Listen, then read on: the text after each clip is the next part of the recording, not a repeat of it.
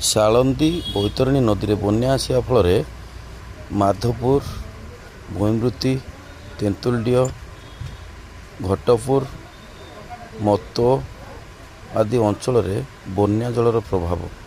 ଦ୍ୱିତୀୟ ଥର ପାଇଁ ବନ୍ୟା ଆସିବା ପରେ ଚାଷୀର ମେରୁଦଣ୍ଡ ଭାଙ୍ଗି ଯାଇଛି। ଯେ ଅଧିକ ଜୋରରେ ବନ୍ୟା ଆସୁଥିବାରୁ ଲୋକମାନେ ଭୟଭୀତ ଅବସ୍ଥାରେ ମଧ୍ୟ ଅଛନ୍ତି।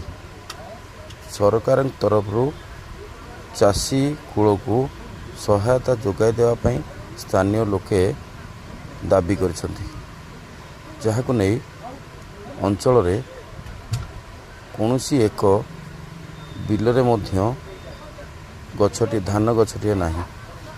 ସମ୍ପୂର୍ଣ୍ଣ ପଚି ପାଣିରେ ପଚିଯାଇ ନଷ୍ଟ ହୋଇଯାଇଛି। ନା ତଳା ଅଛି ନା ରୁଆ ଧାନ ଅଛି।